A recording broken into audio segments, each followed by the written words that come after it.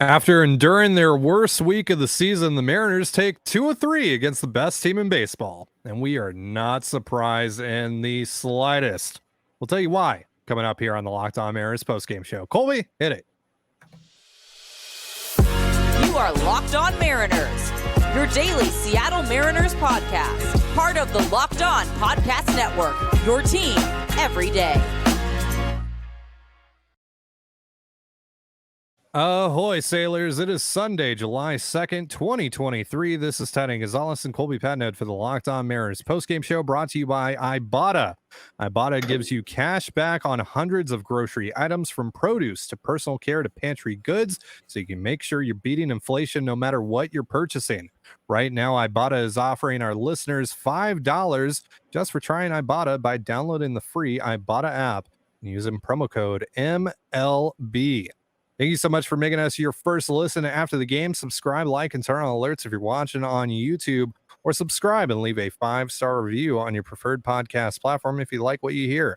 And if you're part of the crew and rock with us every single day, let us know in the comments below. And if you want to hear from us even more, please consider signing up for our Patreon.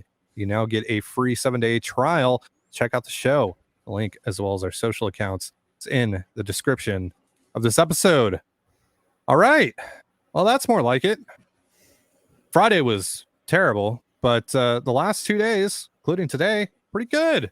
Mariners get a convincing win yesterday, and they complete one of their few come-from-behind victories today with a 7-6 win over the best team in baseball, which, again, not surprising. We talked about this on Friday's show, that, of course, the Mariners would either sweep or win a series against the best team in baseball after losing 2 of 3 to one of the worst teams in baseball, because that's Mariners baseball, baby. So Colby, how we feeling? And let's just get this out of the way. We've tried recording this episode a couple times, and you know us. You know the deal. You can fill in the blanks at home. But Colby, how are we feeling after this 7-6 win for the M's? A lot worse about it than I was 35 minutes ago when we tried to start recording this thing. Yeah. Still feeling this okay. was a Locked On Mariners special. Yeah. I think this is our 4th attempt, maybe 5th attempt. Yeah, one of them I couldn't even say the date. Too. Yeah. I couldn't say the date right the first time that we did this. Yeah, it's been a whole debate. We had a lag issue, and then our room just completely collapsed 22 minutes in. So yeah, this is try number 4. Awesome. Yeah. So if you're seeing this right now, that means we did it. Congrats. Yay. Yeah. And the Mariners did it, Colby, to tie everything together here. They were down 6-1 today after a rough start to this game for Luis Castillo. But then they quickly responded in the bottom of the third with a 4-run bottom of the third for themselves. And then eventually Tom Murphy hits a game-tying solo home run to left field. And then the Mariners get the game-winning run on a bases-loaded hit by pitch for Jose Caballero, because that's what Jose Caballero does. So again, that's about all he does. We talked about this on Thursday show, Friday show, I forget. But we talked about the hypothetical of the Mariners winning the series or sweeping the series, whatever, and we asked the question, would we trust it if it happened? I said no. You said no. I assume. Well, I know for a fact because we've had this conversation already, but I'll ask you anyway for the sake of our listener here who was not privy to those conversations, multiple conversations, that is. Do you trust it? Have your feelings changed at all now that you've actually seen this happen? Absolutely not. How could you? How could anybody? This is a team who just 4 days ago literally decided they didn't need to try and win a game against the worst team or one of the worst teams in the National League. And then, they have their cruising, they get up 4-0 off of McClanahan, and you're like, oh snap, here we go. We're doing it, baby. Bryce Miller's shoving, and then Miller has to leave the game with a blister issue, and it just collapses. And you're like, well, yep, that's the mental fortitude we've seen from this team. Now, the last 2 games, they've shown, what's the word? Desire, want to, talent, skill, discipline, fight. whatever. Sure. Pick whatever Sure. you want, but they've shown it the Mhm. last 2 games, and that's great. Obviously, it's nice to see, particularly since I got to see yesterday live. Shout out to Hunter. But yeah, Gunner. Gunner. Sorry, Gunner. I asked him that. Yeah. Anyways, different story. Gunner. Thank you. I think you have to do this like 3 more series in a row, 4 more series in a row. Or you could just sweep the Astros and then I'm back to being all in. But no, I don't think you can just go out and just, oh, everything's solved now. Like, no, it's not. It's nice to see. It certainly is nice to see. And I'm not trying to take anything away from these 2 wins. They were really good wins. But no, no, this team hasn't earned the benefit of the doubt that they've turned it around now. Just because they've won 2 in a row. We've seen this before. Yeah. Go out on this road trip, go 5-2 or something like that, and then we can talk. We can talk about, have they turned the corner? It's time to recognize the talent of this team, blah, blah, blah. But no, I'm not drastically doing a 180 based off of where I was 48 hours ago. I will not be gaslit by the Seattle Mariners again. Yeah. I refuse. Yeah, yet. Go 6-1 on the upcoming road trip, and then maybe. Is that the number? Maybe. Look, you can't go 500, of course, on this road trip. You have to either finish above or below heading into the All-Star break. 4-3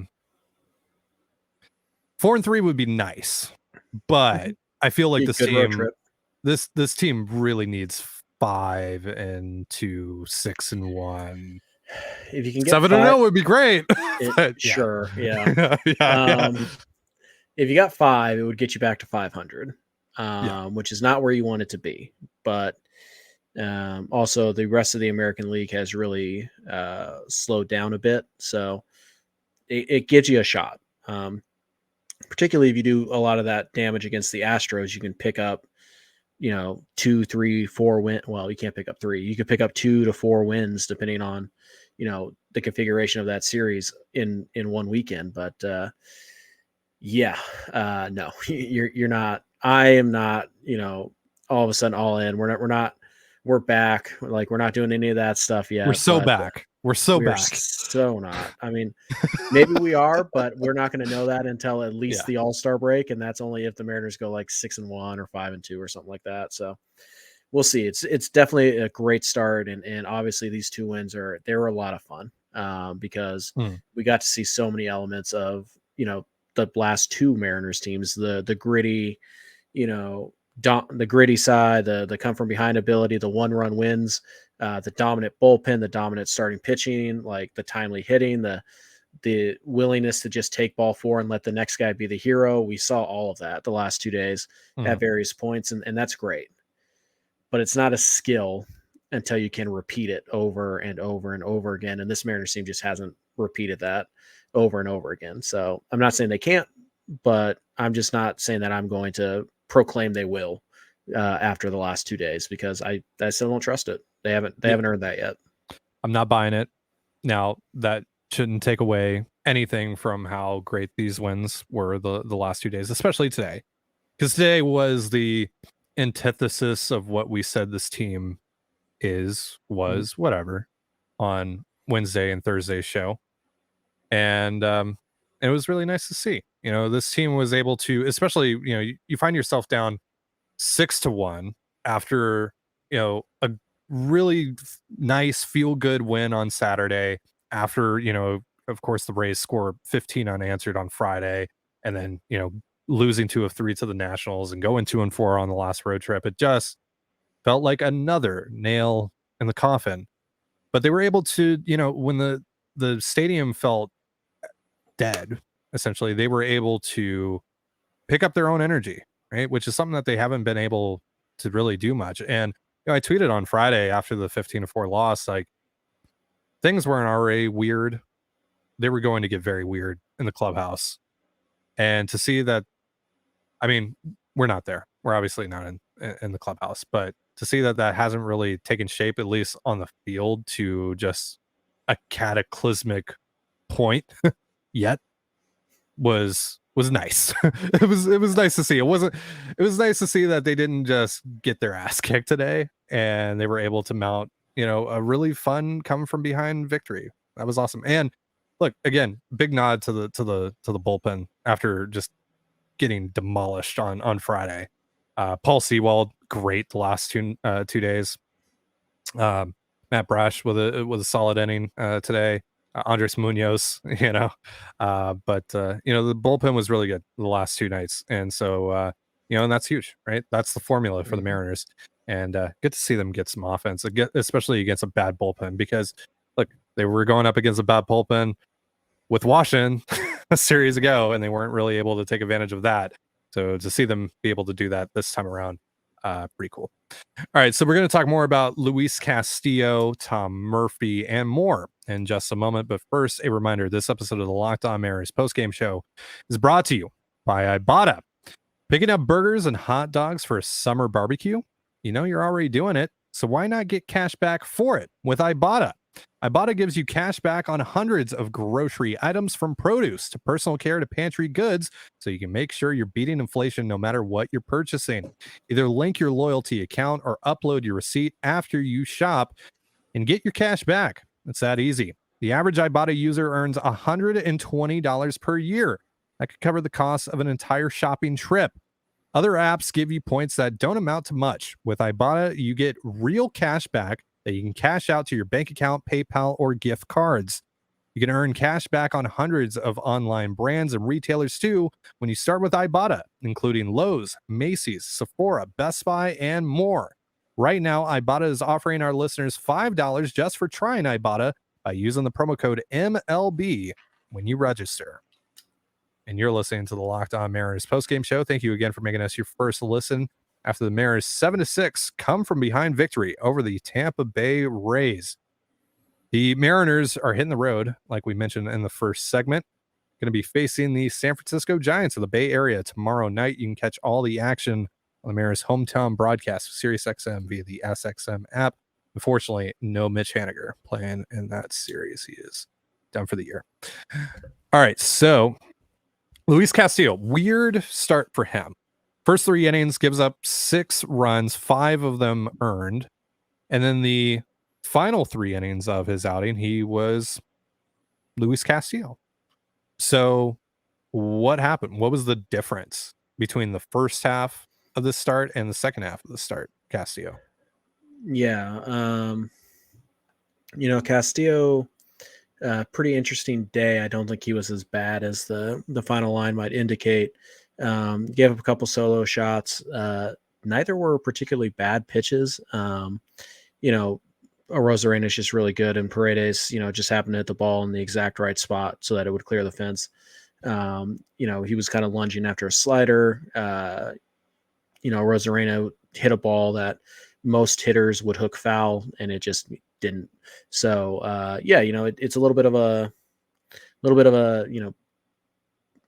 I don't want to say no home run really has an asterisk, but they weren't awful pitches. They weren't middle, right? They weren't mistakes necessarily. They were just, pretty good pitches that just the hitters did a better job. And then in the third, things kind of start off with the air, but so you're Luis Castillo. You should be able to get the double play. You should be able to get out of that inning unscathed.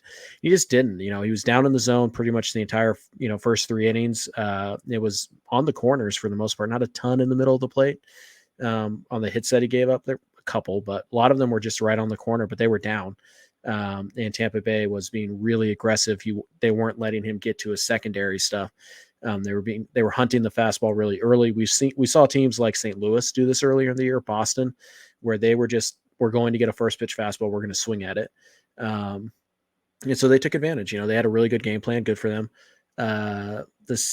The second 3 innings, Castillo really changed things up. He threw the slider more than he has in a long time.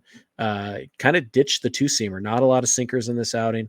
Mostly 4-seam slider and changeup. So not a ton of 2-seamers. That seems to be a pitch that he decided to scrap today. And you saw the difference. And it's huge. We talk Castillo's over. I'm not going to say Castillo was good today. 19 whiffs is a pretty good number. Obviously 6 innings, 6 strikeouts against this team. No walks, 1 walk. But you look at those numbers, fine, but you gave up 5 earned still at the end of the day. That's too many for how good you are. But I don't think this was a case of Castillo being especially bad. I think this is a case of the Rays being good, having a good game plan, and it taking a little bit longer than you would like for Castillo to adjust. But he did. And him coming out and throwing up that really quick 0 after the Mariners answered the Rays third with their own 4-run inning, that was huge. And that kept the momentum on your side. That gave you the belief that you could win this game. So don't underestimate how important those last 3 innings from Luis Castillo were. They were huge, and they gave the Mariners the opportunity to not only get their, claw their way back into this game, but also set up the bullpen to do exactly what it's set up to do, which is to go, Munoz, Brash, Sewald in whatever order the lineup dictates. So yeah, Castillo, it was big, it was a big day. It wasn't his best day. Nobody's saying that, but that's what a number one pitcher does when he doesn't have his best stuff, when he doesn't quite have, when he needs his team to pick him up. When they do, he does his part and keeps the game right where he needs to be and gives you a legitimate opportunity to win that game. So, kudos to, now 3-time All-Star Luis Castillo on finding a way to work his way through that lineup pretty dominantly after the first 3 innings. Yeah, no walks for Castillo. He did give up the 2 home runs, like you mentioned. Obviously not super convincing home runs, but that's now 10 over his last 4 starts. That is a pretty concerning trend there for Castillo. A lot of solo shots, fortunately. Well, Verlander led baseball in home runs the year he won the Cy Young. So sure, it happens. It's not necessarily an indicator, but it just means you're aggressive, right? You're aggressive with the fastball like Castillo is. You can give up home runs. The key there is the 0 walks. Yeah. That's the big number. Yeah. Not having guys on base that don't need to be there. But also too, try giving up a few less home runs. That's fine too. Yeah. That would be good as well. But like you mentioned, he was named an All-Star, the Mariners' only All-Star in the upcoming All-Star game. Yeah, for now. We'll see. Obviously, Yordan Alvarez isn't going to play in the All-Star game as far as we know. He was named, so they're going to need 1 outfield spot filled out, at least 2 now. Judge, like you mentioned. So there might be an opportunity there for Julio, of course. Maybe George Kirby, Paul Sewald. I'd be pretty surprised. So I'd be pretty surprised if Kirby didn't make the team as a replacement for somebody, because he's been really good this year, and Paul Sewald absolutely deserves to be an All-Star. So. We'll see what they drop there, and then I don't think they do the last get-in vote thing. They haven't done that since the Sakura year, I don't think. Mariners broke it. Sure, when the Mariners fans, when they flex their voting power, we got to scrap it. This is unfair. When the Blue Jays in the country of Canada does it every single year, like, oh, well, that's just baseball. There's nothing we can do about that. Bite me, Major League Baseball, bite me. You're listening to the Locked On Mariners postgame show. Thank you again for making us your first listen after the Mariners 7-6 come from behind victory over the Tampa Bay Rays. Again, you can catch the Mariners and the Giants starting tomorrow on the Mariners hometown broadcast with SiriusXM via the SXM app. Tom Murphy has been sensational the last 3 games and just this homestand in general, and just as of late, really. Murphy's been really, really good at the plate. He finishes this homestand over his last 3 games, 6 for his last 9. Nice, by the way. Obviously had the game-tying home run earlier this afternoon. He's had a couple walks over that stretch. He's just been really, really good. His slash line is now up to, and keep in mind, 98 plate appearances, not a whole lot, but his slash line is up to 281, 337, 551. That's a 146 WRC plus. Tom Murphy, statistically, again, he's not qualified because of the limited plate appearances, but offensively speaking, and really defensively too, Tom Murphy is one of the best catchers in Major League Baseball right now. And so that creates an interesting conversation that I'm sure we'll have, later on a future episode of Locked On, depending on what the Mariners do from here on out, that Murphy might be your most valuable trade chip because of how, few and far between guys like Tom Murphy become available at the trade deadline. Guy that can catch and plays good defense and can hit on top of that. that can net you something nice, even though that he's a rental. Mhm. But in general, we should just be talking about Tom Murphy more because he's one of your 9 best hitters right now. He should be playing as close to every day as possible. And so, Which I mean, isn't all that possible. which isn't all that well, I mean that I guess that brings up the question of, do you call up like Brian O'Keefe to have a third catcher on the roster just so you can play Murphy more? I don't think it's Like, about that. I really don't. I think it's more about just Tom Murphy's health. sure, He's not been the healthiest guy throughout his entire career, and so you don't want to put too much unnecessary stress on the body, particularly since he's gotten plenty of stress as just a catcher in general. He already plays a really stressful position. yeah, And the other thing too is that Mike Ford's been really good too. And honestly, you can make a pretty compelling argument that Mike Ford is better against righties than Tom Murphy is. You feel better about that. And you can't play Ford anywhere but DH or first base. You can't play Murphy anywhere but catcher or DH. You can't play Cal anywhere but catcher or DH. So you just kind of yeah, really don't have the versatility to move those guys around all that much. So really what it comes down to is, do you just bench Mike Ford? Is Tom Murphy the full-time DH now? I mean, no, because Ford's been good. I think Ford's up to about a 120 WRC plus. You probably don't want to do that. And you feel better about Ford hitting righties than you do Murphy, at least on a consistent basis. So yeah, it's pretty easy when there's a lefty on the mound to just go, okay, well, yeah, we'll just use Tom Murphy, either a catcher or DH when the lefty's on the mound. And I think you could give Murphy some DH starts against right-handed pitching. I really don't think it is the whole like we don't want to sacrifice the catcher, spot if Cal gets hurt. sure, And now we have to bring in I don't think it's about that because that okay, lasts one game, and then you just yeah, bring up Brian O'Keefe the next day. So I don't think it's about that. I think it's just about like we don't have the versatility with Ford, Raleigh, and Murphy in the lineup to get them all in there sure, with the kind of regularity we want to. So to me, if you want Tom to play more, you're saying you want Cal to sit more, which I mean, we could have that conversation, but you're not going to bench Cal Raleigh essentially, you know, especially right now when you're kind of a fringe playoff team. So yeah, yeah, it's kind of a tough spot to be in with Murph in his play time because there are other factors. But I think you should probably try and find a way to, even if there's not a lot of lefties on the schedule, I think you should probably try and find a way to get him 3-4 starts a week. Maybe, 2 catcher and 1 DH or 2 DH, something like that. But yeah, it's not as easy as just, he's the DH, everyday DH now. Did you see what he did after the game? You mean where he emptied out the Gatorade buckets so nobody could give him Yeah. That's because Tom's always the one giving the Gatorade baths. He knows. Yeah. He knows, and he knows how all that works. So I'm sure Mhm. he knew well ahead of time that he was probably going to get the post game interview had they won. Mhm. So Galaxy brain move there from Mhm. old Stompin' Tom. You know what wasn't a Galaxy Brain move, by the way? What? Bringing in Colin Poche to face Tom Murphy. You brought in a lefty to face the lefty crusher Tom Murphy. Kevin Cash is manager of the year over Scott Service. Get out of here with that It's nonsense. time for Paul You brought Sewald to pitch. you brought in a lefty to face Tom Murphy. Yeah. A lefty. Yeah. Not even a good one.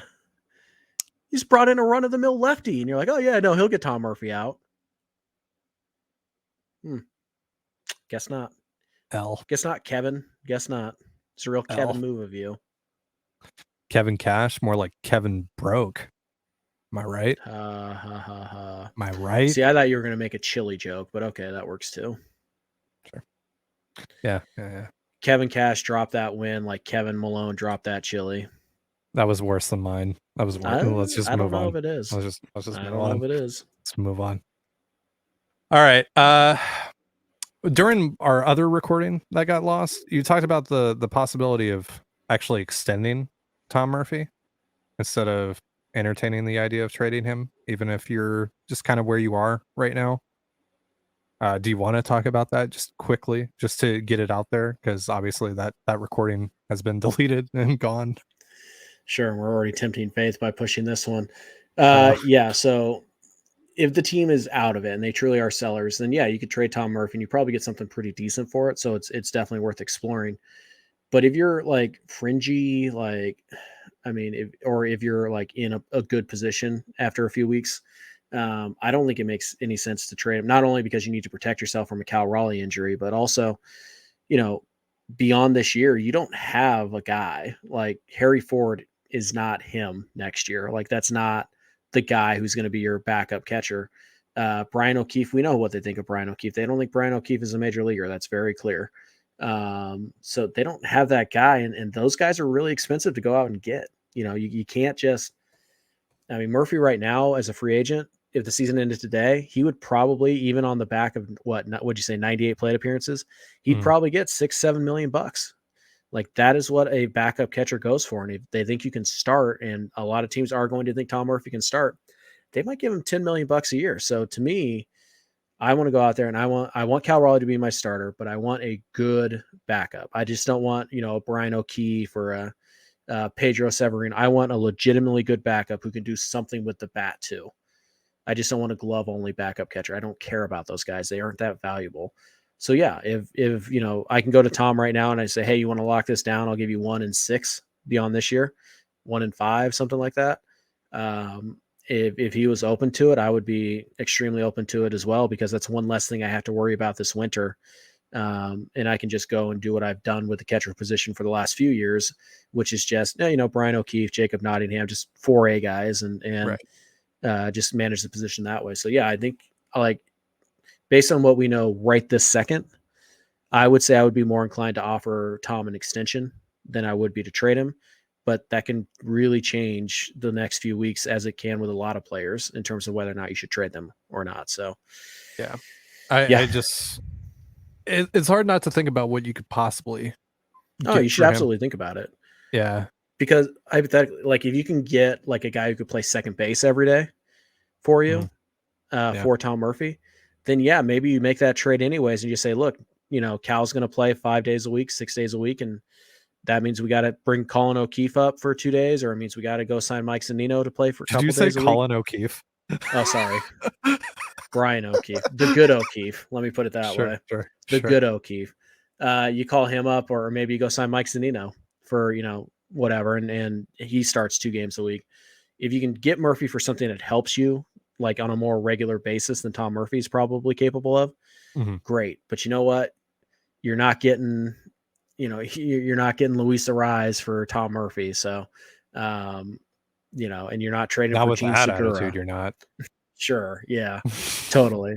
But yeah, like if you can get that guy who can help you at probably second base is probably your biggest need right now. Yeah. If you can get that guy for Tom Murphy, then you might just run that risk of just going with O'Keefe or signing Zunino or whatever. If you can't, if it's just like, do you guys want another middle bullpen guy? No, I don't. I want a guy who's going to be in my lineup 4, 5, 6 days a week if I'm trading Tom Murphy this summer. Assuming, again, if you're actually competing for a playoff spot. If you're just pure sellers, all bets are off. Get the best thing you can and go forward. But if you're trying to do a sideways trade with Tom Murphy, you're going to give me somebody who's a legitimate, everyday option at one position or another. Yeah, like I said, we'll talk about this more in a future episode. Again, depending on where the Mariners are at, of course, if it actually makes sense for them to entertain the idea of selling Tom Murphy. But again, it's very rare to find a guy like Tom Murphy at the trade deadline. So even though that he's a rental, what does that cost? What does that opportunity cost for a team looking to get better at catcher? Because there's going to be quite a few contenders out there that are going to look for an upgrade at catcher. And Marlins Tom Murphy said as much. Yeah, Murphy could start on 18 teams, Major League Baseball probably. Right now, 20 teams, maybe even like. Yep. Keep in mind, Christian Vasquez last year went for Wilyer Abreu and Emmanuel Valdez, and Valdez has already made his major league debut, and he looks like he has a shot to be an everyday player. So, you can get quite a bit, but you do have to, weigh all the options. Right. But yeah, a guy that can play good defense and hit on top of that from the catcher position. That's going to be something that a lot of teams are going to be interested in adding, and potentially even, get into a little bit of a bidding war for. But it's a conversation for another day. And we're not waving the white flag on this season yet, but we need to see more of what we saw the last 2 days of this Mariners ball club to hop back on the bandwagon. But hey, good start, and let's have a good road trip. All right, that's going to do it for our show. Thank you so much for joining us here on the Locked On Mariners postgame show. For Colby Patnode, I'm Ty Gonzalez. Be sure to give us a follow on Twitter at LO_Mariners. You can follow me at Dane Gonzalez. It's DANEGNZLZ. And Colby at CPAT11. That's CPAT11. Follow us on Instagram and TikTok as well over at Locked On Mariners. That's one word, Locked On Mariners. You can also find all that stuff in the description of this episode. Again, you can catch the Mariners and the Giants starting tomorrow on the Mariners hometown broadcast with SiriusXM via the SXM app. Thank you again for making us your first listen after the game. Have yourself a beautiful baseball day, and we'll see you tomorrow for Mailbag Monday. Peace.